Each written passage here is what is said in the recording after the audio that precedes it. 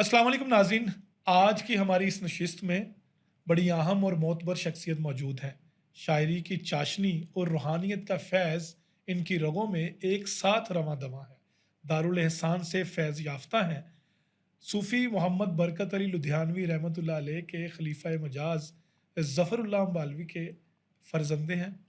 आज की इस नशिस्त में हम उनसे रूहानियत के ऊपर, बाबा जी की ज़िंदगी के अहम तरीन वाक़यात के ऊपर, खिदमत खल्क़ के ऊपर और उनकी शायरी के हवाले से गुफ्तगू करेंगे और कोशिश करेंगे कि इस गुफ्तगू के ज़रिए हम लोगों तक बाबा जी का ज़्यादा से ज़्यादा पैगाम पहुँचा सकें।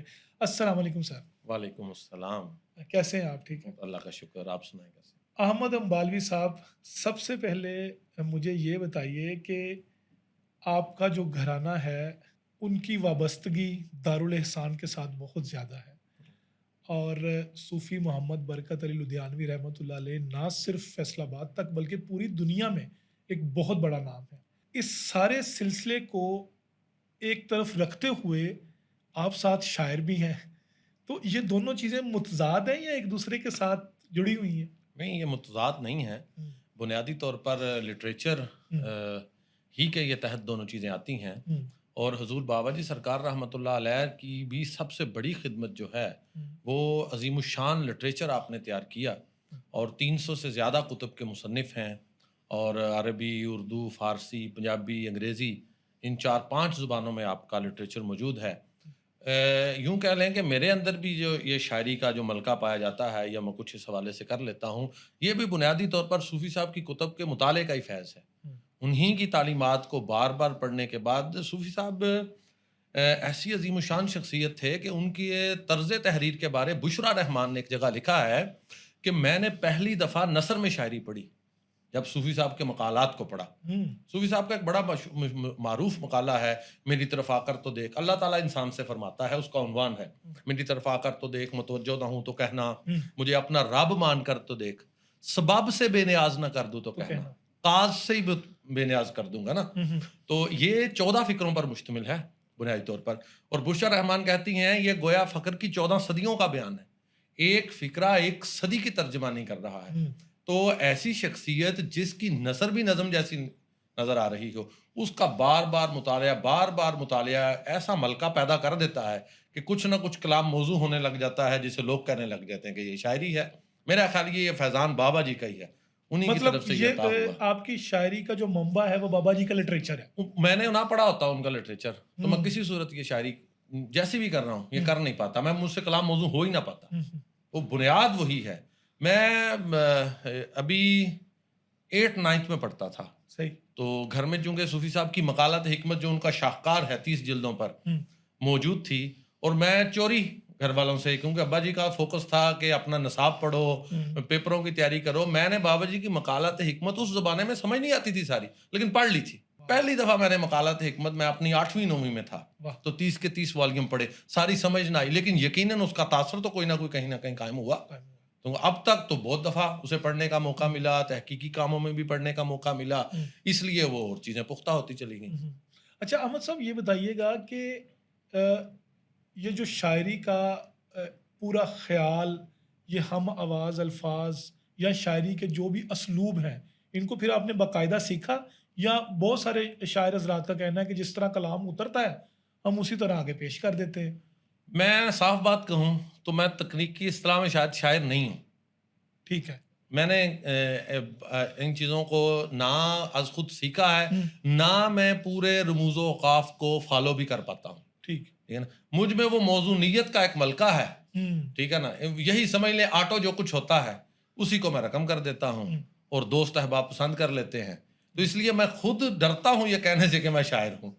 मौज़ू कलाम हो सकता है, हुँ, शायद ये शायरी ना हो, हुँ। बाकी तो आप हम पर या हम सुनने बाबा जी वालों की पर है। ज़िंदगी की तरफ जाने से पहले आपकी कुछ कलाम को सुनना पसंद करेंगे और फिर हम जो है वो बाबा जी की ज़िंदगी के बारे में हुँ। आपसे गुफ्त शनीद करेंगे।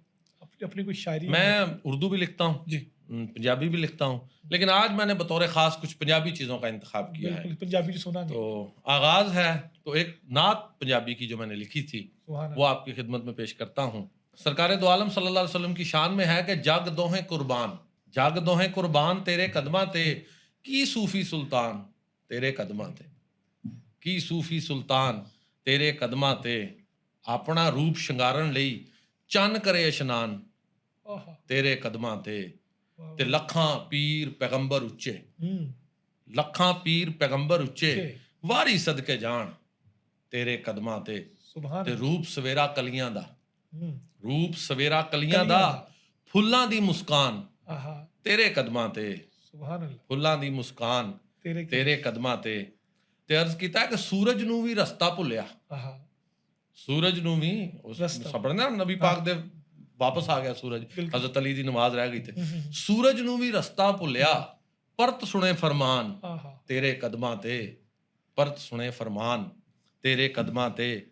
ਤੇ ਹਜਰ ਸ਼ਜਰ ਤੇ ਰੁੱਖ ਉਚੇਰੇ, ਹੂੰ ਹਜਰ ਸ਼ਜਰ ਤੇ ਰੁੱਖ ਉਚੇਰੇ, ਸਜਦੇ ਕਰਨ ਤਗਾਣ ਹਾਂ, ਤੇਰੇ ਕਦਮਾਂ ਤੇ। ਵਾਹ ਤੇ ਸ਼ੇਰ ਸੁਣਨਾ ਕਿ ਕਿਬਲਾ ਕਾਬਾ ਕਲਮਾ ਨਾਲੇ, ਕਿਬਲਾ ਕਾਬਾ ਕਲਮਾ ਨਾਲੇ, ਵਾਰਾਂ ਦੀਨ ਈਮਾਨ ਤੇਰੇ ਕਦਮਾਂ ਸੁਭਾਨ ਤੇ, ਅੱਲਾਹ। ਵਾਹ ਵਾਰਾਂ ਦੀਨ ਈਮਾਨ ਤੇਰੇ ਕਦਮਾਂ ਤੇ। ਤੇ ਸੋਜਾਂ ਪਈਆਂ ਉਮਤ ਲਈ, ਸੋਜਾਂ ਪਈਆਂ ਉਮਤ ਲਈ। ਉਮਤ ਲਈ, ਅਰਸ਼ਾਂ ਦੇ ਮਹਿਮਾਨ ਤੇਰੇ ਕਦਮਾਂ ਤੇ, ਸੋਜਾਂ ਪਈਆਂ ਉਮਤ ਲਈ, ਅਰਸ਼ਾਂ ਦੇ ਮਹਿਮਾਨ ਤੇਰੇ ਕਦਮਾਂ ਤੇ। ਤੇ ਆਖਰੀ ਸ਼ੇਰ ਹੈ ਕਿ ਭੁੱਖਾ ਰਹਿ ਜਾਏ ਅਹਿਮਦ ਕਿਸਰਾ, ਆਹਾ ਭੁੱਖਾ ਰਹਿ ਜਾਏ ਅਹਿਮਦ। ਅਹਿਮਦ ਕਿਸਰਾ, ਮੋਤੀ ਹੁੰਦੇ ਦਾਨ ਤੇਰੇ ਕਦਮਾਂ ਤੇ। ਸੁਭਾਨ ਅੱਲਾਹ ਸੁਭਾਨ ਅੱਲਾਹ। ਇਹ ਕਿਆ ਮੇਰੀਆਂ ਇੱਕ ਬੜੀਆਂ ਅਵਲੀਨ ਲਿਖੀਆਂ ਹੋਈਆਂ ਨਾਤਾਂ ਦੇ ਕੀ ਵਿੱਚੋਂ ਬਾਤ ਨਾਤ ਹੈ। ਹੈ। ਬੜਾ ਬੜਾ ਬੜਾ ਮਜ਼ਬੂਤ ਤੇ ਪੱਕਾ ਕਲਾਮ ਹੈਗਾ ਜੀ। ਪੰਜਾਬੀ ਦੀ ਇੱਕ ਦੋ ਚਾਰ ਸ਼ੇਰਾਂ ਦੀ ਨਜ਼ਮ ਹੈ ਉਹ ਜੀ, ਪੇਸ਼ ਕਰਕੇ ਜੀ ਕਿ ਜੀ। ਉੱਚੀ ਥਾਂ ਤੇ ਰੱਖ ਦਿੱਤਾ ਹੈ ਦੀਵਾ ਬਾਲ ਪੰਜਾਬੀ ਦਾ। ਆਹਾ ਇਹ ਬਾਬਾ ਨਜਮੀ ਨੂੰ ਮੈਂ ਸੁਣਿਆ, ਅੱਛਾ। ਉਹਨਾਂ ਦੀ ਇੱਕ ਨਜ਼ਮ 'ਚ ਥੋੜਾ ਜਿਹਾ ਤਾਸਰ ਆਉਂਦਾ ਹੈ। ਹਾਂਜੀ ਤੇ ਜਦੋਂ ਬੰਦਾ ਕਿਸੇ ਵੱਡੇ ਬੰਦੇ ਨੂੰ ਸੁਣਦਾ ਹੈ ਤੇ ਫਿਰ ਅੰਦਰ ਵੀ ਇੱਕ ਜਜ਼ਬਾ ਪੈਦਾ ਹੁੰਦਾ। ਬਿਲਕੁਲ ਠੀਕ। ਉੱਚੀ ਥਾਂ ਤੇ ਰੱਖ ਦਿੱਤਾ ਹੈ ਦੀਵਾ ਬਾਲ ਪੰਜਾਬੀ ਦਾ, ਉੱਚੀ ਥਾਂ ਤੇ ਦੀਵਾ, ਸਾਰੇ ਜੱਗ ਨੂੰ ਲੋ ਪਚਾਸੀ, ਸਾਰੇ ਜੱਗ ਨੂੰ ਲੋ ਪਚਾਸੀ, ਹੁਸੈਨੀ ਲਾਲ ਪੰਜਾਬੀ ਦਾ। ਦਾ ਜੇ ਤੂੰ ਚਾਹਨਾ ਹੈ ਚਾਰ ਚਫੇਰੇ ਮਹਿਕੇ ਮਹਿਕ ਮੁਹੱਬਤ ਦੀ, ਹੂੰ ਜੇ ਤੂੰ ਚਾਹਨਾ ਹੈ ਚਾਰ ਚਫੇਰੇ ਮਹਿਕੇ ਮਹਿਕ ਮੁਹੱਬਤ ਦੀ, ਬੰਦੇ ਬੰਦੇ ਨੂੰ ਸਮਝਾ ਦੇ ਮਾਧੂ ਲਾਲ ਪੰਜਾਬੀ ਦਾ, ਦਾ ਬੰਦੇ ਬੰਦੇ ਨੂੰ ਸਮਝਾ ਦੇ ਮਾਧੂ ਲਾਲ ਪੰਜਾਬੀ ਦਾ। ਤੇ ਮਾਂ ਬੋਲੀ ਨੂੰ ਮਾੜਾ ਕਹਿਣਾ, ਮਾਂ ਨੂੰ ਮਾੜਾ ਕਹਿਣ ਬਰਾਬਰ, ਵਾਹ ਵਾਹ ਮਾਂ ਬੋਲੀ ਨੂੰ ਮਾੜਾ ਕਹਿਣਾ ਮਾਂ ਨੂੰ ਮਾੜਾ ਕਹਿਣ ਬਰਾਬਰ, ਮਾਂ ਨੂੰ ਮਾੜਾ ਕਹਿ ਨਹੀਂ ਸਕਦਾ ਚੰਗਾ ਬਾਲ ਪੰਜਾਬੀ ਦਾ, ਵਾਹ ਜੀ ਵਾਹ। ਮਾਂ ਨੂੰ ਮਾੜਾ ਕਹਿ ਨਹੀਂ ਸਕਦਾ ਚੰਗਾ ਬਾਲ ਪੰਜਾਬੀ ਦਾ। ਤੇ ਵਾਰਿਸ ਸ਼ਾਹ ਤੇ ਬੁੱਲੇ ਵਰਗੇ, ਹੂੰ ਵਾਰਿਸ ਸ਼ਾਹ ਤੇ ਬੁੱਲੇ ਵਰਗੇ ਸਾਡਾ ਅਸਲ ਸੰਭਾਲਾ ਨੇ, ਆਹਾ ਵਾਰਿਸ ਸ਼ਾਹ ਤੇ ਬੁੱਲੇ ਵਰਗੇ ਸਾਡਾ ਅਸਲ ਸੰਭਾਲਾ ਨੇ, ਕੋਈ ਵੀ ਵਿੰਗਾ ਕਰ ਨਹੀਂ ਸਕਦਾ ਇੱਕ ਵੀ ਵਾਲ ਪੰਜਾਬੀ ਦਾ। ਤੇ ਮੀਆਂ ਮੁਹੰਮਦ ਬਖਸ਼ ਹੋਰਾਂ ਦਾ ਉੱਚਾ ਨਾਮਾ ਲੈ ਕੇ ਕਹਿਣਾ ਵਾ, ਹੂੰ ਮੀਆਂ ਮੁਹੰਮਦ ਬਖਸ਼ ਹੋਰਾਂ ਦਾ ਉੱਚਾ ਨਾਮਾ ਲੈ ਕੇ ਕਹਿਣਾ ਵਾ, ਮਾਲਾਂ ਵਿੱਚੋਂ ਮਾਲ ਸੁਣੀਦਾ ਇੱਕੋ ਮਾਲ ਪੰਜਾਬੀ ਦਾ, ਵਾਹ ਉੱਚੀ ਥਾਂ ਤੇ ਰੱਖ ਦਿੱਤਾ ਹੈ ਦੀਵਾ ਬਾਲ ਪੰਜਾਬੀ ਦਾ। ज़बरदस्त ज़बरदस्त। बहुत शुक्रिया अहमद भाई। ये जो कलाम आपने सुनाया, इस कलाम के बाद अब हम वापस अपने मौजू की तरफ आते हैं कि सूफ़ी मोहम्मद बरकत अली लुधियानवी रहमतुल्लाह अलैह, हम उनकी ज़िंदगी पर बात करने से पहले उन्होंने जो मॉडल खानकाही निज़ाम में पेश किया, वैसा मॉडल पूरे बरसगीर में क्या पूरी दुनिया में नज़र नहीं आता। तो सबसे पहले मुझे ये बताएं कि मैं उनको सूफ़ी कहूँ, मैं उनको फ़िलासफ़र कहूँ, फ़लसफ़ी कहूँ, एक सोशल साइंटिस्ट कहूँ, बाबा जी को मैं क्या कहूँ? बाबा जी को बुनियादी तौर पर सूफ़ी का टैग उनके लिए बेहतरीन टैग है। सूफ़ी आपने खुद लिखा है, मकालात हिकमत आपकी एक मारूफ किताब है, उसके बिल्कुल आगाज़ में आपने लिखा है कि सलफ़ सालेहीन का जो सूफ़ी था वो अहले खिदमत था, वो हर किसी की खिदमत को तरजीह देता, अपने आप को पीछे रखता और मखलूक को आगे रखता। यही वजह है कि हुजूर बाबा जी सरकार रहमतुल्लाह अलैह ने सारी ज़िंदगी इसी नक्शे कदम पर गुजारी है। किसी भी मामले में हर तरह की मखलूक की खिदमत की, वो इंसान हो, हैवान हो, हत्ता कि जानवरों की खिदमत में भी आप किसी से पीछे नहीं रहे, और इसमें ना किसी मज़हब को आड़े आने दिया, ना किसी मसलक को आड़े आने दिया खिदमत के मैदान में। इसलिए चूँकि ये सूफिया, खानका, तसव्वुफ़, ये बुनियादी तौर पर वही चीज़ें हैं जिनका ताल्लुक इंसानियत की खिदमत के साथ है। ये तबलीग भी करते हैं, یہ لوگوں کو صحیح اور خالص دین جو دین اسلام ہے اللہ نے فرمایا ہے یہ اس کی طرف راغب بھی کرتے ہیں، لیکن ان کا ہتھیار کیا ہے، ان کا حربہ کیا ہے؟ محبت اور خدمت۔ بابا جی نے ایک جگہ لکھا میرے پاس لینے اور دینے والی چیز محبت ہے، لے لو۔ محبت اور خدمت، یہ دو ہار پہنا کر آپ کے ہاتھ پر تقریباً 1 لاکھ سے زیادہ گگڑوں نے اسلام قبول کیا، عیسائیوں نے اور مختلف قسم کے 1 لاکھ سے 1 لاکھ سے زیادہ، یہ 1 لاکھ سے زیادہ کم و بیش 1.25 لاکھ کے قریب لوگ ہیں جنہوں نے آپ کے ہاتھ پر استعمال بیک وقت ہاں نہیں مختلف ادوار میں ادوار۔ تقریباً، ہاں جی مختلف ادوار میں۔ اور ان کے بارے آپ نے لکھا کہ انہیں 2 ہی ہار خدمت اور محبت پہنا کر میں نے اپنی جدوجہد کا آغاز کیا، 2 یہ کام بنیادی فلسفہ ہاں جی۔ صوفی محمد آپ برکت سڑک کے علی کنارے جا رہے تھے ٹھیک ہے، اور ایک جسے کلی کہتے ہیں، چگھی کہتے ہیں، ایک چگھی کے پاس سے رکے اور ان بچوں کے سروں پر دست شفقت پھیرا، ان کے میلے کچیلے پیالے میں پانی پیا اور واپس آ گئے۔ بس اسی چیز نے اس قبیلے کے اندر یہ تڑپ پیدا کر دی تھی کہ کون تھا، ہمارے ان پیالوں کو تو کوئی ہاتھ نہیں لگاتا کہ یہ گندے ہیں، پتہ نہیں پاک بھی ہیں کہ نہیں ہے۔ بس اسی سے وہ سلسلہ شروع ہو گیا جو 1.25 لاکھ تک تقریباً پہنچا۔ کیا بات ہے، کیا بات۔ یہ ہے محبت اور خدمت جو ایک صوفی پیش کرتا ہے۔ مجھے یہ بتائیے کہ بابا جی سرکار کی جو تعلیمات ہیں کیا وہ صرف ذکر اور وظائف کے اوپر ہی مشتمل ہیں؟ کیونکہ اکثر و بیشتر جب بھی صوفی محمد برکت علی لدھیانوی رحمۃ اللہ علیہ السلام کا نام آتا ہے، جب بھی ہم دربار شریف پر جاتے ہیں تو وہاں پر مخصوص انداز سے ورد ہو رہا ہوتا ہے اور لوگ وہی دیکھتے ہیں، اور ایک مخصوص قسم کا لباس، سوال کا دوسرا حصہ بھی کہ یہ مخصوص قسم کا لباس جو ہے اور جو ٹوپی جو ہے یہ کوئی شرط ہے کہ مریدین یا ان کے چاہنے والے یہ لازمی پہنے اور یہ لازمی اس طرح کا کاسٹیوم جو ہے وہ ویئر کر کے رکھیں؟ مطلب میرا سوال یہ ہے، دونوں سوالوں کو اکٹھا کر دیتے ہیں کہ بابا جی کا یہ جو طرز لباس ہے اس کے پیچھے کیا حکمت ہے، اور نمبر 2 کیا صرف وظائف تک وہ ورد تک محدود ہے؟ یہ جو دوسرا سوال ہے میں پہلے اس کو ایڈریس کرتا ہوں۔ ایسی کوئی شرط نہیں ہے، ٹھیک ہے۔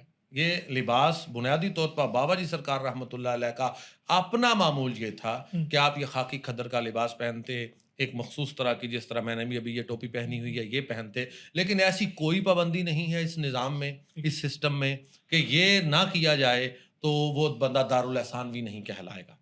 حتیٰ کہ میں آپ کو بتاؤں کہ بابا جی سرکار کے زمانے کی اب تو کلرڈ تصویریں موجود ہیں، ان کو نکال لیا جائے۔ ٹھیک ہے۔ بابا جی کی اپنی مجلس میں اگر 15 لوگ تصویر میں نظر آ رہے ہیں نا تو ان میں 2 یا 3 ہوں گے اس طرح کے لباس والے۔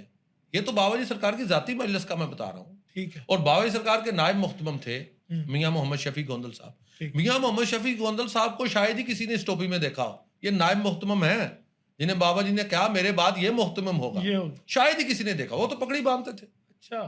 قبلہ خان صاحب رحمۃ اللہ علیہ بابا جی کے بڑے سینئر دوستوں اور ساتھیوں میں سے تھے اور دربار عالیہ کی بڑی باوقار شخصیت ہیں، وہ کبھی بھی اس ٹوپی میں نظر نہیں آئے، وہ تو خاکی لباس میں بھی کبھی نظر نہیں آئے، بہت کم کوئی ایک آدھی تصویر ہوگی کبھی خاکی لباس میں ہوگی، وہ وائٹ لباس میں ہوتے تھے۔ اب چونکہ جب کوئی ایک نظام ایک تحریک کی صورت اختیار کرتا ہے تو تھوڑا سا لوگوں میں یہ رجحان بننے لگتا ہے۔ یہ ضرور ہے کہ اب لوگ اس محبت میں کہ ہمارے شیخ نے یہ رنگ پہنا ہے وہ یہ رنگ پہننے کی کوشش کرتے ہیں اور یہ ٹوپی اس طرح کی سجانے کی اور کوشش کرتے ہیں، لیکن یہ کسی بھی قسم کی پابندی نہیں ہے۔ دوسری بات جو آپ کر رہے ہیں کہ کیا دارالسان کا نظام ذکر اذکار ہی ہے، بالکل ایسا نہیں۔ آپ دربار عالیہ کی بات کر رہے ہیں تو دربار عالیہ پر ہی بہت بڑا آئی کیمپ لگتا ہے جو صرف ذکر اذکار کی بنیاد پر نہیں ہے، تو ہر 6 ماہ کے بعد لاکھوں لوگوں کو بینائی کی سہولیات فراہم کی جاتی ہیں، اور حتیٰ کہ ہر کیمپ میں اب تو مادرزاد نابینے جو پیدائشی طور پر بلائنڈ ہیں وہ بھی بنائی کی دولت سے مالا مال ہو رہے ہیں، یہ تعداد بھی اب ہزاروں میں جا پہنچی ہے۔ تو اور یہ جو مخصوص اوراد و وظائف ہیں، ضرور ایسا ہی ہے کہ صوفی صاحب بہت زیادہ اوراد و وظائف پہ مشغول رہتے تھے، لیکن آپ ایسی ملٹی ڈائمینشنل شخصیت تھے کہ صرف اوراد و وظائف میں اوراد بھی اپنے اور پر چل رہے ہیں، اور مخلوق کی خدمت، اور مخلوق میں طلباء کی خدمت بھی ہے، غریبوں کی خدمت بھی ہے، یتامہ کی خدمت بھی ہے، جزامیوں کی خدمت بھی ہے، قیدیوں کی خدمت بھی ہے، ٹھیک ہے، اور اس کے ساتھ ساتھ بیماروں کی، اور بیمار کی تو سب سے پہلے قدم پر ہے۔ اور صرف یہی نہیں ہے کہ دربار عالیہ پر آئی کیمپ ہے، دربار عالیہ پر دیسی مطب بھی ہے، دواخانہ بھی ہے جو سارا سال چلتا ہے، اس میں بھی بیماروں کی خدمت ہو رہی ہے، اور ایسے بے شمار آپ کو بہت بڑے عہدوں پر آفیسرز مل جائیں گے جو اس بات کا دعویٰ کرتے ہیں کہ ہم تعلیمی بابا جی کی فیسیں بھرنے کی وجہ سے، جو ان کی فیسیں بھرتے رہے ہیں بابا جی یونیورسٹیوں کی، کالجوں کی، وہ اپنی تعلیم جاری رکھنے کے اور اس مقام تک پہنچنے کے قابل ہو چکے ہیں۔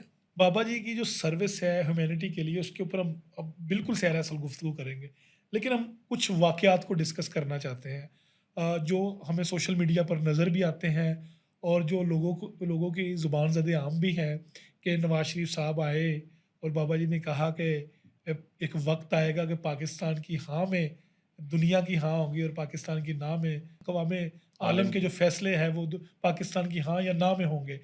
یہ نواز شریف کا جو واقعہ ہے اس میں کتنی صداقت ہے، اور یہ اصل واقعہ کیا ہے؟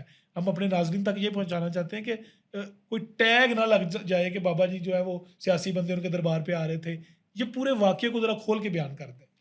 ایک تو یہ جس جانب آپ اشارہ کر رہے ہیں کہ آپ نے پاکستان کے جو عروج کی بشارت دی کہ پاکستان کی ہاں اور نہ میں اقوام عالم کے فیصلے ہوا کریں گے، اقوام عالم کے، اس کا نواز شریف کے ساتھ کوئی تعلق نہیں ہے۔ یہ نواز شریف کی موجودگی میں نہیں کہا، اچھا، یہ آپ نے پہلی دفعہ کہا 1971 میں، جب مشرقی پاکستان ٹوٹا ہے اور انتہائی مایوسی کا عالم ہے، اور قوم دیکھ رہی ہے کہ یہ نئی مملکت ابھی 50 سیڑھیاں 25 سال تقریباً ہونے کو آئے ہیں اور یہ کیا ہو گیا ہے۔ اس مایوسی کے عالم میں بابا جی کا یہ جو فکرے نمودار ہوئے ہیں نا، ماہنامہ دارالفسان اس زمانے میں آپ نکالا کرتے تھے، اس ماہنامے میں یہ پہلی دفعہ یہ جو ہیں آپ کے کلمات نکلے ہیں، اور اس نے قوم کو دوبارہ سے اس کا مورال بلند کیا، قوم کے حوصلے بلند کیے کہ یہ معمولی ہار ہے، یہ تو راستے کے رکاوٹیں ہیں، آتی ہیں، یہ تو چلتی ہے تجھے اونچا اڑانے کے لیے، اس سے گھبرانا نہیں چاہیے۔ تو یہ ایک بالکل علیحدہ چیز ہے۔ آپ نے اس وقت اس کا ذکر کیا، پھر 1974 میں دوبارہ آپ نے اسے دہرایا جبکہ پاکستان میں اسلامی سربراہی کانفرنس ہو رہی تھی، یہ بھٹو کا عہد ہے۔ پھر آپ نے دوبارہ اسے 1992 میں دہرایا جب پی ٹی وی نے آپ کا انٹرویو کیا، اور اس طرح آپ ساری زندگی اسے دہراتے رہے، اور آخر زمانے میں تو آپ نے اسے اتنے زور سے دہرایا، آپ نے کہا میں پاکستان کا محب ہوں، میں نے اپنے کہنے کا حق ادا کر دیا ہے۔ اور اس ویڈیو کو آپ دیکھیں، آپ اتنا زور دیتے ہیں کہ پاکستان کی ہاں اور نہ میں اقوام عالم کے فیصلے، ایسے جیسے فقیر درویش اپنی آنکھوں سے دیکھ رہا ہے کہ یہ ہوگا۔ اچھا احمد صاحب، اسی بات کو آگے لے کے چلتے، میں یہاں پہ آپ کو روک رہا ہوں کہ 71 کا زخم تو ہے، لیکن اس کے بعد پاکستان نے بدترین قسم کا ایک مارشل لا بھی دیکھا۔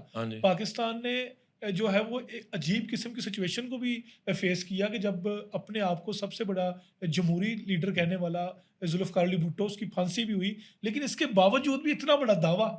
پاکستان کا فلرش کرنا آپ کو نظر نہیں آ رہا؟ اس ساری صورتحال میں ہمارا پولیٹیکل ڈائلیما دیکھ لیں، ہماری معاشی صورتحال دیکھ لیں، ہمارا اپنے ہمسایوں کے ساتھ جو صورتحال آہستہ آہستہ ڈیولپ ہوئی ہے، اس کے باوجود پاکستان ابھی تازہ جو ایران اور یہ معاملہ ہوا ہے، اس میں پاکستان کیسا مرکزی کردار ادا کرتا ہوا نظر آ رہا ہے۔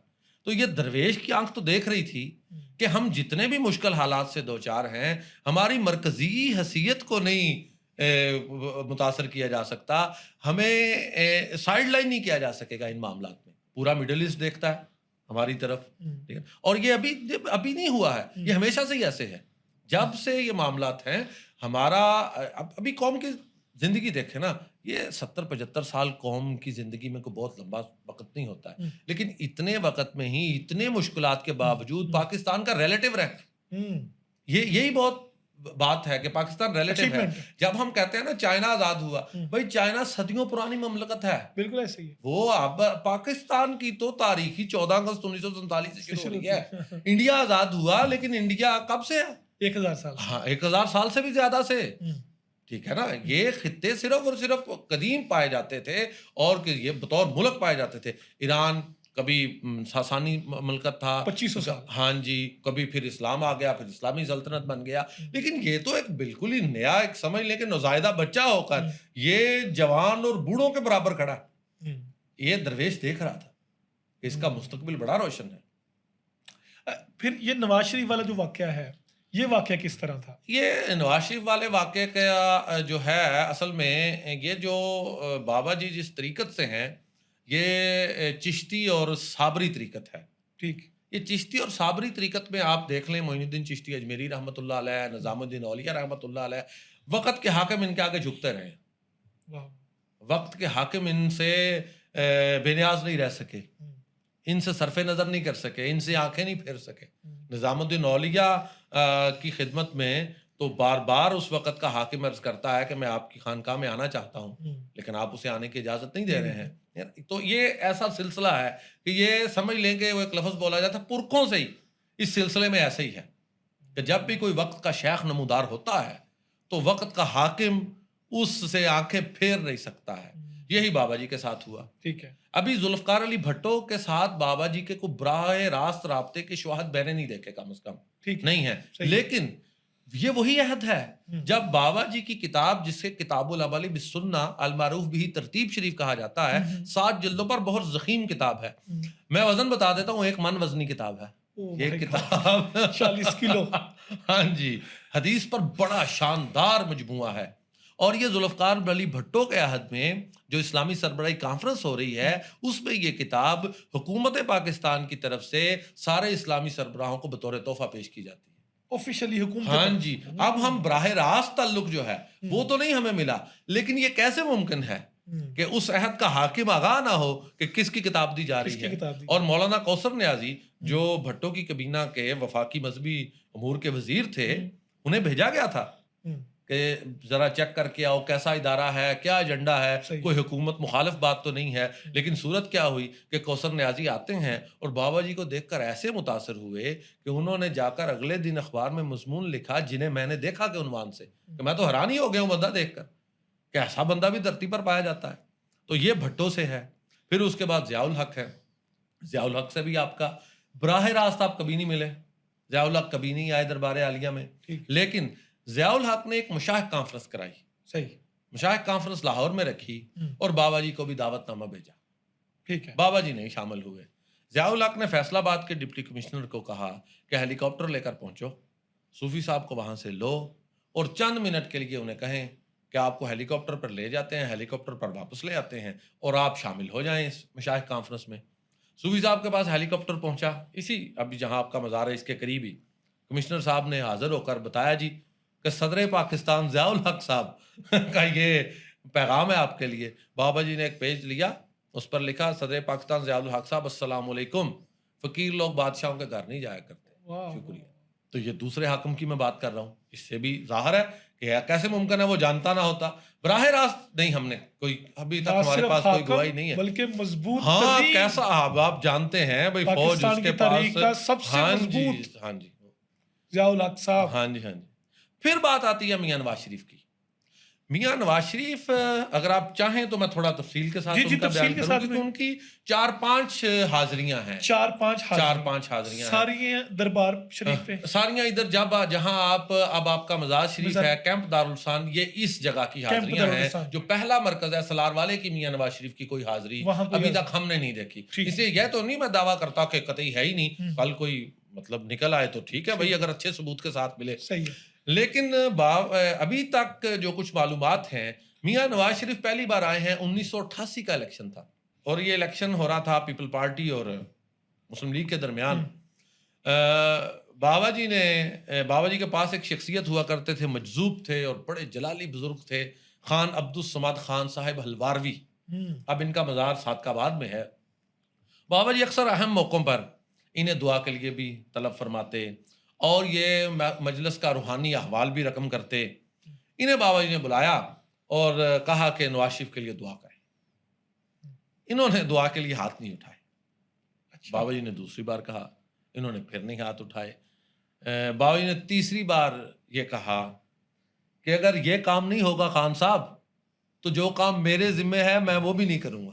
یہ چودھری محمد اکرم ہیں، یہ چیف سیکرٹری ہوا کرتے تھے، یہ بابا جی کے بیعت تھے اور بابا جی کے بہت پیارے آدمی تھے۔ یہ اس مجلس میں خود موجود تھے، یہ ان کی طرف سے میں رپورٹڈ بات آپ کے سامنے بیان کر رہا ہوں کہ بابا جی نے کہا کہ اگر یہ کام نہ ہوا خان صاحب تو جو کام میرے ذمہ ہے میں بھی وہ کام چھوڑ دوں گا۔ اس بات پر خان صاحب نے ہاتھ بلند کیے، آسمان کی طرف دیکھتے ہوئے کچھ دیر کے لیے دعا کی اور پھر دعا کے بعد ہاتھ اپنے منہ پر پھیرا تو بابا جی نے میاں نواز شریف کو کہا کہ میاں صاحب سرداری مبارک۔ یہ الیکشن کا دن تھا، دوپہر 1-1:30 دن کا، ہاں دوپہر 1-1:30 بجے کا واقعہ ہے میاں نواز شریف ووٹ ڈال کر آئے تھے دعا کرانے کے لیے، این الیکشن کے دن کا واقعہ ہے. سرداری مبارک. ہاں جی. لیکن یہ سرداری پنجاب کی تھی، اچھا یہ پاکستان کی نہیں تھی. ٹھیک ہے. پنجاب مسلم لیگ جو تھی وہ اوور آل مرکز میں ہار گئی تھی، لیکن پنجاب میں جیت گئی اور میاں نواز شریف پنجاب کے وزیر اعلیٰ بنے. وزیر اعلیٰ 2 سال بعد 1990 پھر الیکشن آ گیا. آپ جانتے ہیں پاکستان کی تاریخ میں 2-3 سال بعد ہی الیکشن آ جاتا ہے یا 10 سال نہیں آتا ہے. 2 ہی طریقے ہیں یہاں، 5 سال والا ذرا کم ہی آتا ہے. تو 2 سال بعد 1990 میں الیکشن آ گیا. پھر پیپل پارٹی اور نون لیگ کے درمیان ہی تھا. اچھا، میاں نواز شریف پھر الیکشن والے دن پہنچے، اور الیکشن والے دن میاں نواز شریف جب پہنچتے ہیں تو بابا جی میاں صاحب کہتے ہیں کہ لنگر کھانا ہے. بابا جی کہتے ہیں نہیں، ہم لنگر نہیں کھلا سکتے ہیں. چودھری محمد اکرم کہتے ہیں کہ میں نے ذرا بابا جی سے پیار تھا تو میں نے عرض کیا مہربانی کریں، اتنی دور سے آئے ہیں، تھوڑی سی حسرت ہے، آپ یہ پوری کر دیں. خیر آپ نے لنگر کھانے کی اجازت دے دی، لنگر پیش کیا. وہی جیسے دربار شریف کا سادہ معمول تھا، پیالی میں کوئی پروٹوکول نہیں، کچھ نہیں، پروٹوکول کا تصور ہی نہیں. ایک درویش کی بارگاہ میں درویش کیا سمجھے کہ کوئی حاکم ہے؟ درویش تو خود بہت بڑا حاکم ہے. درویش روحانیت کی دنیا کا حاکم ہے، وہ اس دنیا کا حاکم کو کیا سمجھتا ہے؟ نواز شریف صاحب کو وہ تو اپنے نواز شریف جو درویش ہے وہ تو اپنے نفس پر حاکم ہے. نفس سے بڑی سلطنت کس کی ہوتی ہے؟ جس نے اس پر حکومت کر لی اس کو کسی کی حکومت کیا لگتی ہے؟ تو اسی بالکل سادہ چٹائی پر بٹھا کر ایک روٹی رکھ دی گئی اور لنگر لا کر رکھ دیا گیا، پیالی، سادہ پیالی میں. خیر لنگر کھایا. لنگر کھانے کے بعد آپ نے میاں نواز شریف کو کہا کہ آپ کو جیت مبارک، لیکن ایک بات ساتھ کہی. آپ نے فرمایا میاں صاحب یاد رکھیں یہ جیت آپ کی کسی خوبی کی وجہ سے نہیں ملی، یہ اللہ کے کرم کی وجہ سے ہے. اللہ کا کرم نہ بھولنا، یہ بات صاف. ہاں، اور اس کو رپورٹ کرنے والے چودھری محمد اکرم بھی ہیں جو چیف سیکرٹری سے، اور قمرالزمان ایک پرسنل سیکرٹری ہوا کرتے تھے نواز شریف کے. یہ دونوں یہ بات رپورٹ کرتے ہیں کہ بابا جی نے کہا کہ میاں صاحب اس جیت کو اپنی کوئی کامیابی نہ سمجھنا، یہ اللہ کے کرم سے ہوا ہے، اللہ کا کرم نہ بھول جانا، اور رخصت کر دیا. یہ وہ الیکشن ہے جس میں میاں نواز شریف صاحب وزیر اعظم بن گئے پاکستان کے. یہ بھی الیکشن کے دن کا ہی وقوع ہے 1990 کا. اچھا جی، وہ بھی الیکشن جیتے. ہاں جی، یہ شام کو وہ پہلا وزیر اعلیٰ بنے تھے. اب یہ 2 سال بعد والے میں اب یہ اتنا بڑا، اب میاں صاحب بن گئے وزیر اعظم. میاں صاحب سے یہاں ایک ہو گئی غلطی. میاں صاحب 1.5-2 ماہ کے بعد اس ذام میں کہ میں تو اب وزیر اعظم پاکستان ہوں، اجازت طلب نہیں کی، پوچھا نہیں، اور اپنے آپ اسلام کرنے کے لیے کیمپ دارالسلام میں بابا جی کے پاس. اب جو صورتحال بنی نا، اب وزیر اعظم تھے، الیکشن والے دن پروٹوکول نہیں ہوتا نا، کمپین شمپین بھی ختم ہو چکی ہوتی ہے، وہ اور صورتحال ہوتی ہے. اب وزیر اعظم نے آنا تھا بھائی، 2 دن پہلے سیکورٹی کلیئرنس کا عملہ پہنچ گیا دربار عالیہ اور اس کے ارد گرد زمین، ادھر سرچ آپریشن شروع ہو گیا یہاں کیا کچھ ہے، لوگوں کی چھتوں پر جا پڑے. جب بابا جی کو وہ بہت جلال آیا، اتنا جلال آیا کہ اگلے دن جب میاں نواز شریف پہنچے تو بابا جی اتنے جلالی لہجے میں انہیں ملے، اور چند لمحے کے اندر ہی آپ نے انہیں واپس بھیج دیا. چودھری اکرم بھی ساتھ نہیں تھے اس دفعہ، کیونکہ میاں نواز شریف نے کسی کو بتایا ہی نہیں. اسی ضام میں آپ پہنچے کہ میں تو اب وزیر اعظم بن گیا ہوں. بابا جی کا جو جلال نظر آیا نا تو میاں صاحب کو بھی لگا کہ یہ کام ہو گیا خراب. درویش غصے ہو گیا.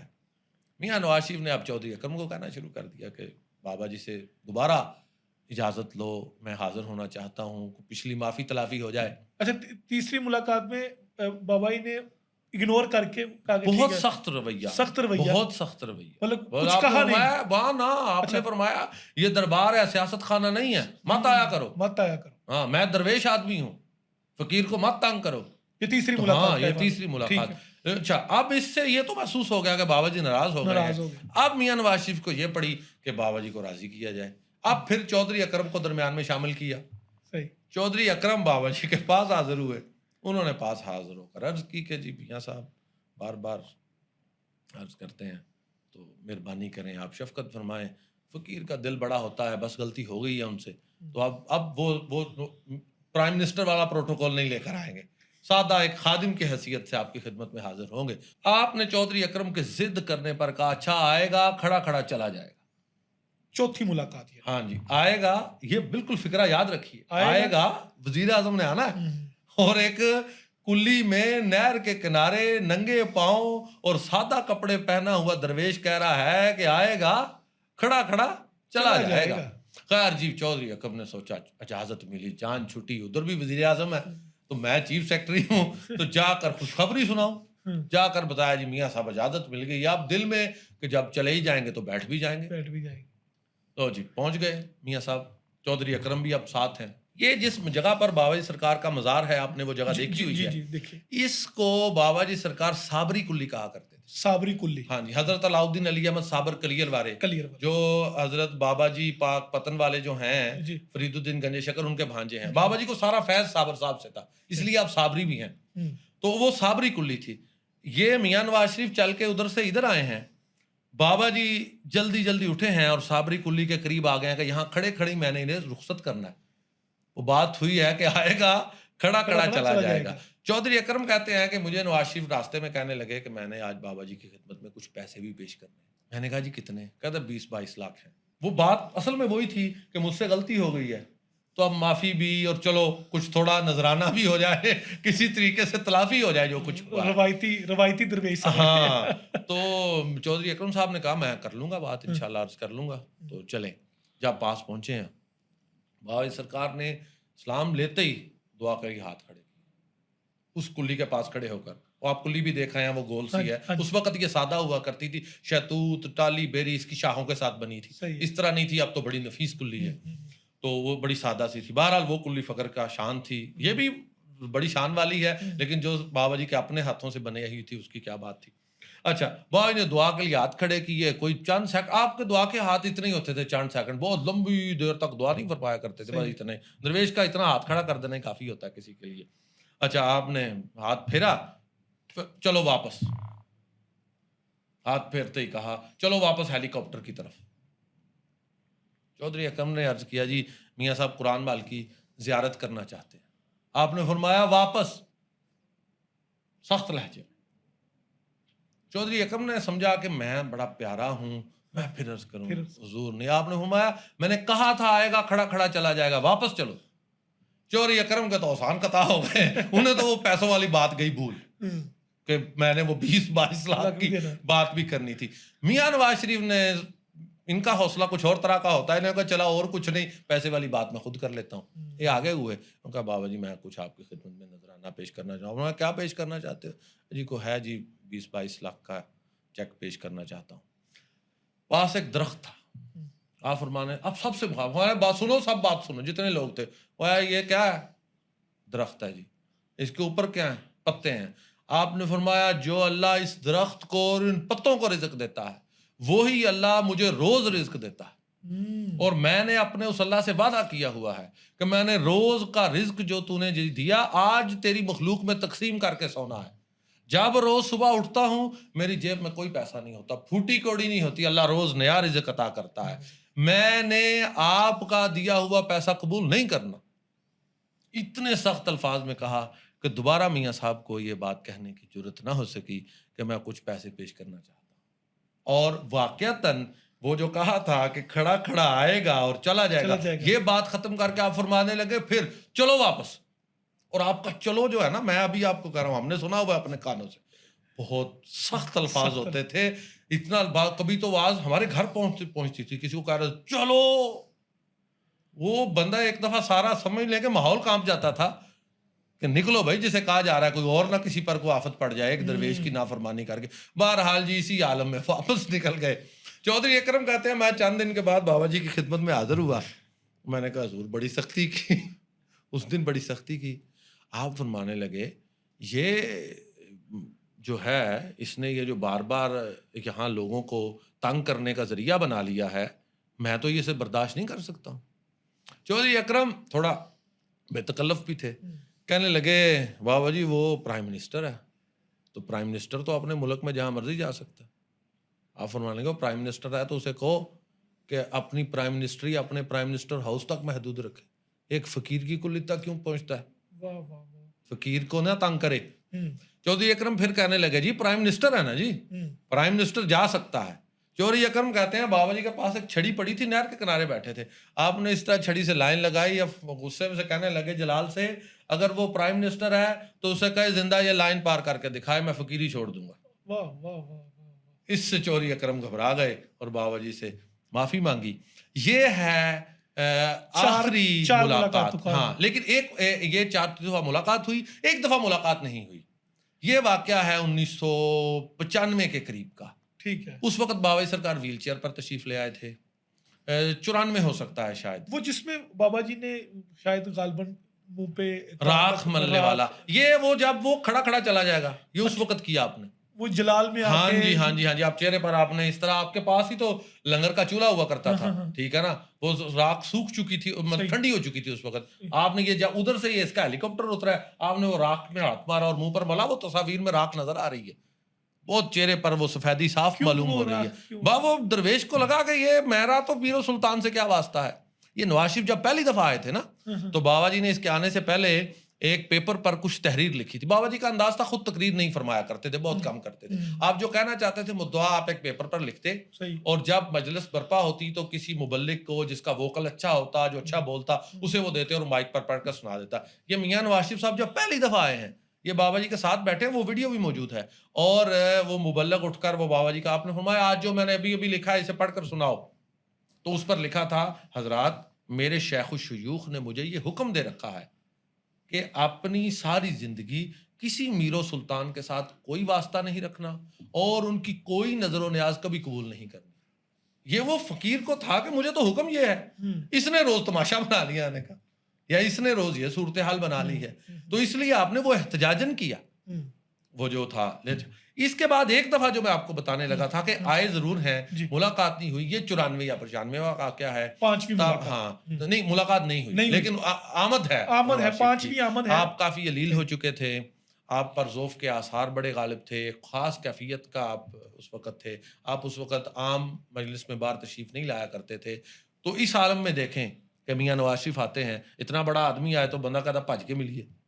تو پیغام آپ کو گیا, آپ نے کہا میں نے دعا خیر کر دی ہے, تو اسے کہیں کہ اس کے لیے دعا ہے.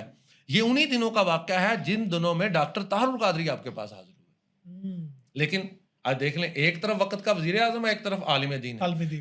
طاہر القادری کے لیے آپ باہر تشریف لائے خود. ہاں ابھی چند دن پہلے, 2-4 دن پہلے میاں نواز شریف آئے تھے تو آپ نہیں ملے تھے. نہیں ملے. ہاں دعا کی تھی, یہ ضرور ہے, لیکن بعد میں 2-4 دن کے بعد علامہ ڈاکٹر طاہر القادری آتے ہیں تو باہر تشریف لاتے ہیں. یہ ہے فقیر کی نظر میں عالم کی قدر, اور حکمران کو وہ جو سمجھتا ہے.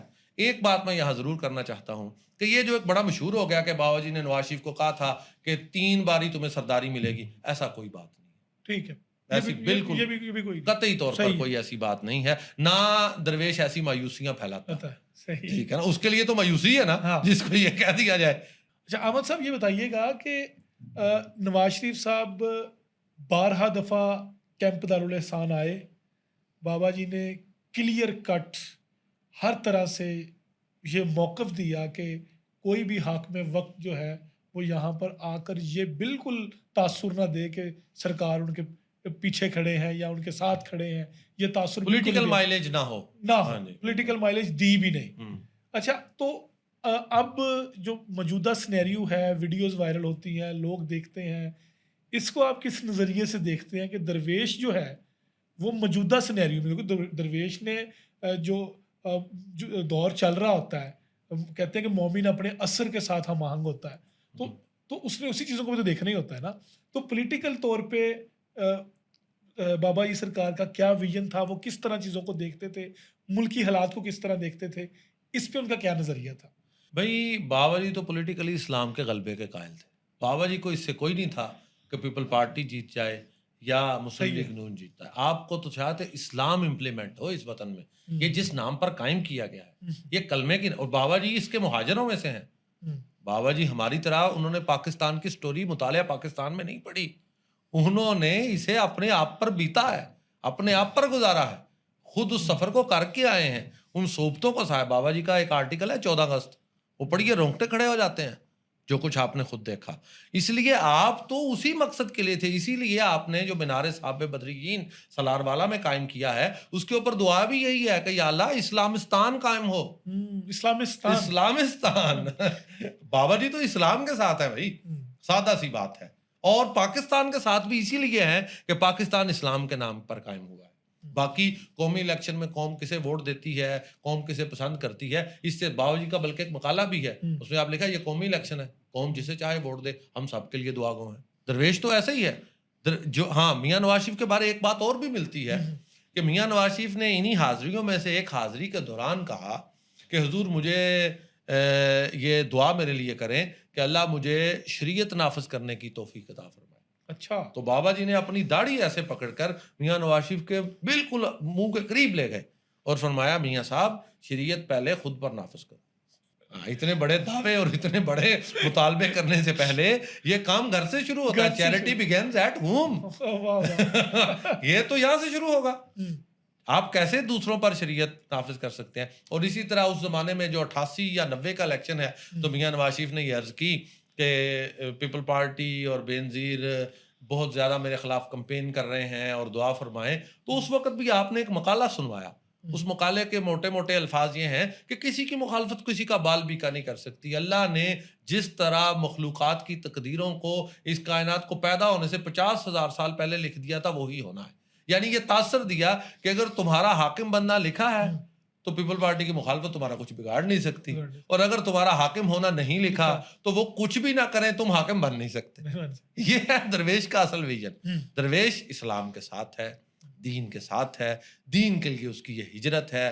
باقی یہ جو کچھ لوگ آتے ہیں لوگ جب جو سامنے نظر آنے والی چیزیں ہوتی ہیں ظاہر ہے ان کے اثرات تو ہوتے ہیں اور پولیٹیکلی لوگ انہیں اپنے فائدے کے لیے استعمال بھی کرتے ہیں، اور میرا خیال ہے کہ سیاستدانوں کو ایسا حق ہے بھی حاصل، وہ کرتے رہیں، لیکن درویش کو ماننے والے جانتے ہیں کہ درویش بے لاگ بھی ہے، بے باک بھی ہے، اس سب سے بے نیاز بھی ہے۔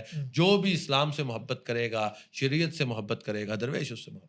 اچھا احمد صاحب، ایک سوال اکثر بیشتر میرے ذہن میں گردش کرتا ہے کہ بدقسمتی کے ساتھ بر صغیر میں جو مزار ہیں، جو دربار ہیں، خانقاہیں ہیں، وہاں پر عجیب و غریب مناظر دیکھنے کو ملتے ہیں۔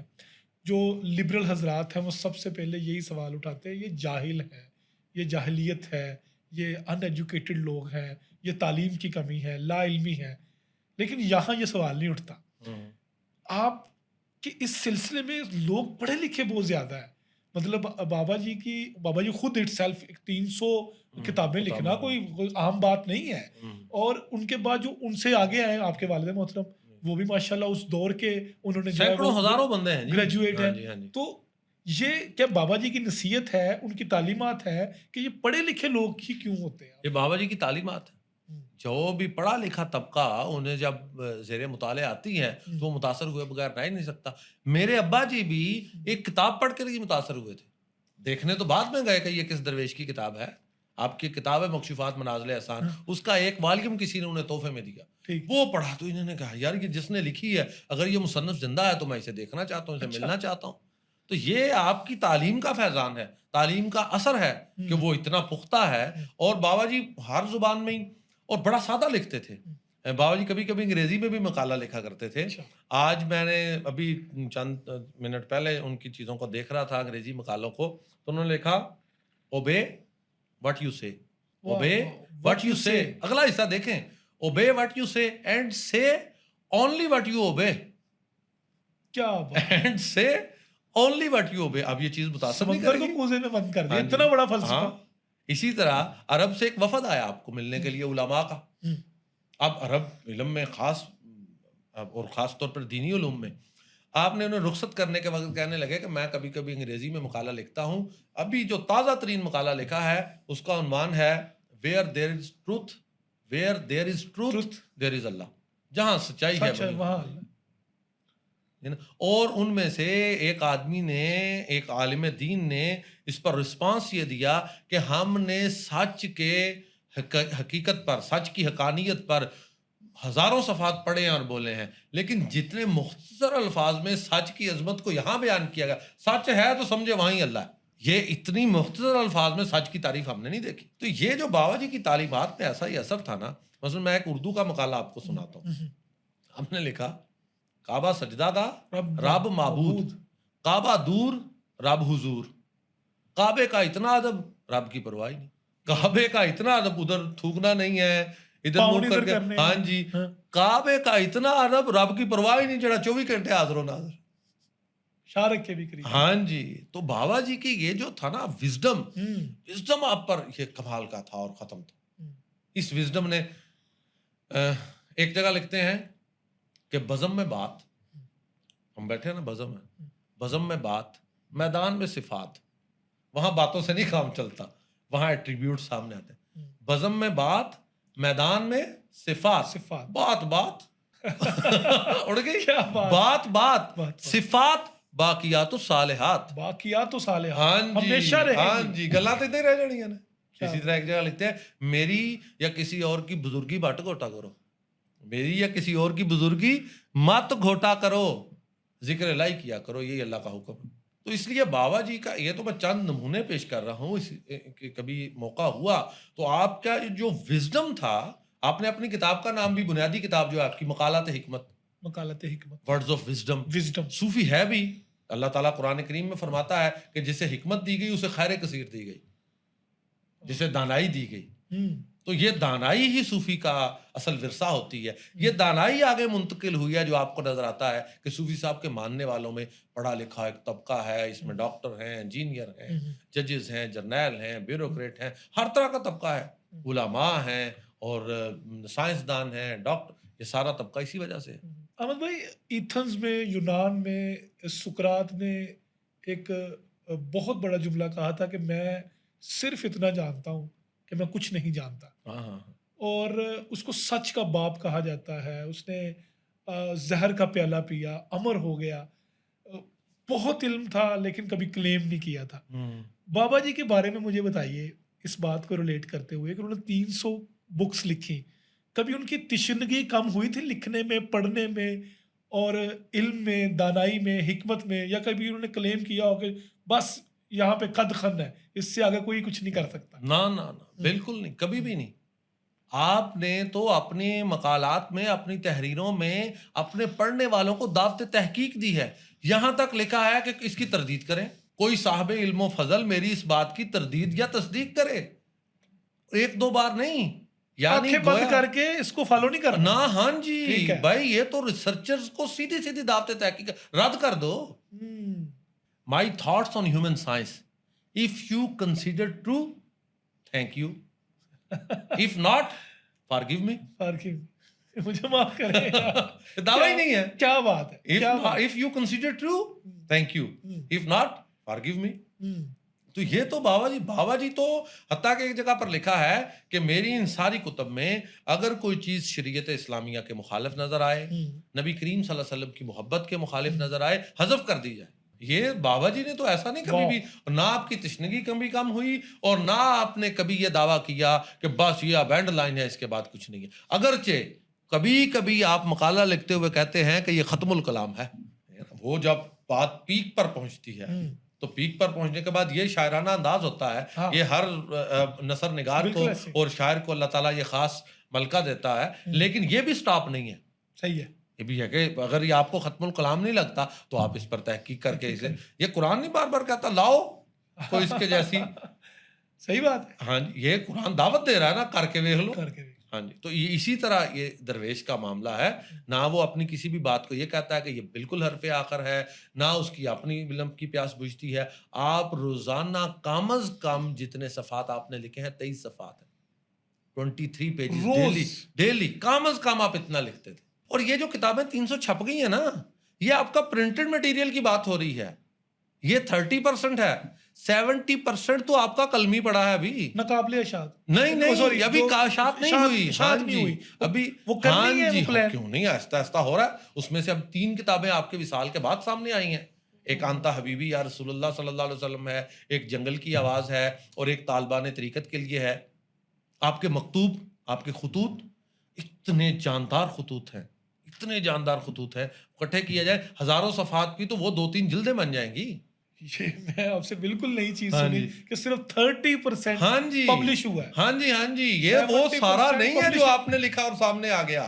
آپ دن میں سینکڑوں صفحات لکھتے، اس میں سے چند صفحات منتخب کر کے وہ بھیجے جاتے پریس کاتب کے پاس. کاتب کا زمانہ تھا کہ ان کی کتابت کرنی ہے، باقی سارا تو فائل ہوتا.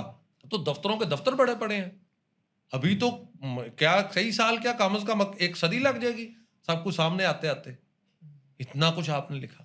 صاحب آخری سوال پھر ہم اس پوڈ کاسٹ کے اختتام کی طرف جائیں گے.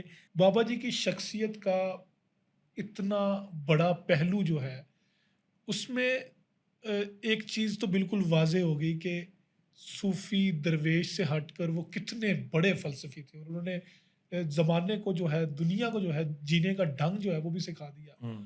یہ ساری چیزیں نوجوان نسل تک پہنچنے کے لیے ان کو دینے کے لیے، کیونکہ یہ کائنات نہ تو میری میراث ہے، یہ تو میرے بچوں کی امانت ہے. تو میں ایسا کیا کروں یا ہم ایسا کیا کریں کہ بابا جی کی یہ ساری تعلیمات، یہ سارا وزڈم اگلی نسل کو کسی طریقے سے منتقل کیا جائے، کوئی لائبریریوں کی شکل میں، کوئی یونیورسٹیز کی ورک شاپس کی شکل میں، کوئی فلم کی شکل میں، کوئی ڈاکومنٹری، کیسے کرنا چاہیے؟ ابھی آپ نے تھوڑی دیر پہلے ایک بات کی ہے کہ درویش اپنے زمانے کے ساتھ میں کمپیٹیبل کہنے لگا تھا، وہی شاید بات ہو، مطلب اس کا شاید وہی ہو. تو وہی کمپیٹیبلٹی ابھی ہمیں ڈھونڈنی ہے. آج کا نوجوان کتاب نہیں پڑھ رہا. صوفی صاحب نے اپنے زمانے کی جو جدید ترین چیز تھی کتاب استعمال کی، ویڈیوز بھی بنوائی. صوفی صاحب کی آڈیو کیسٹس بہت ہیں، وہ بھی منظر عام پر نہیں آئی. آڈیو کیسٹ آپ بہت ریکارڈ کرواتے تھے، مختلف پیغامات. آپ تقریر تو نہیں کرتے تھے لیکن ایسے بیٹھ کر آڈیو کیسٹ چلا کے چیزیں ریکارڈ کرواتے تھے.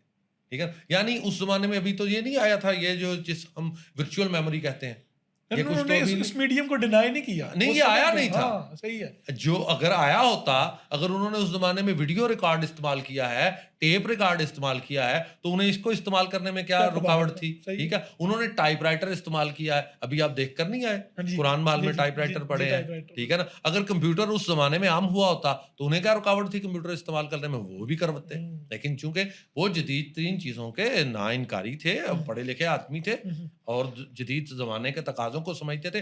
آج ہمیں بابا جی کا پیغام پہنچانے کے لیے آج کے دور کے تقاضوں کو سمجھنا ہے. گویا ہمیں ڈیجیٹلائز کرنا ہے بابا جی کی ہر چیز. ٹھیک. اور جتنے بھی ڈیجیٹل پلیٹ فارمز ہیں ان پر جیسے ہی جو کسی پلیٹ فارم کا ایک انوائرمنٹ ہے، اس انوائرمنٹ میں چیز کو لے کر آنا ہے تاکہ وہ نوجوان جو کتاب پڑھنے سے ویسے ہی باغی ہے وہ نہ پڑھے، پیغام پہنچے. بات کتاب پڑھنا لازمی نہیں ہے، اگرچہ کتاب سے محبت بابا جی کی جو ہے نا وہ نایاب ہے. بابا جی کا ایک مقالہ ہے، آپ فرماتے ہیں کہ ایک نے کہا کہ اگر اس کے پاس کتابیں نہ ہوتی تو وہ اپنے رہنے کے لیے گھر ہی نہ بناتا. یعنی مجھے لیونگ کے لیے گھر نہیں چاہیے تھا، مجھے اپنی کتابوں کی حفاظت کے لیے گھر چاہیے تھا. تو کتاب سے محبت تو نہیں جا سکتی، لیکن آج کے دور کے تقاضے کو دیکھتے ہوئے کتاب کنورٹ ہو جائے، یہ بھی کتاب کی ایک شکل ہے. بالکل خواہ ڈاکومنٹریز بنے، موویز بنے، جو بھی آج کے تقاضے ہیں ان سب کو استعمال کیا جائے. بہت شکریہ احمد صاحب، آپ نے اپنا قیمتی وقت ہمیں دیا. اور ناظرین، یہ وزڈم، یہ معلومات، یہ علم جو ہے یہاں پر یہ رکے گا نہیں، اور نہ ہم کوئی لمٹ لگا رہے ہیں کہ یہی سب کچھ تھا. ہم اگلی ایپیسوڈ بھی لے کر آئیں گے انشاءاللہ، اور وہ بابا جی کی جو خدمت خلق ہے اس کے اوپر ایک پورا ایپیسوڈ رکھیں گے کہ وہ انسانیت کے ساتھ، مخلوق کے ساتھ وہ کتنا پیار کرتے تھے، اور انہوں نے انسانیت کے لیے یا خدمت خلق کے لیے کیا کیا کہا، کیا کیا ان کے مقالے تھے. اس کے اوپر احمد مولوی صاحب کے ساتھ ایک اور نشست ہوگی. فی الحال کے لیے اجازت دیجیے. اللہ حافظ و ناصر.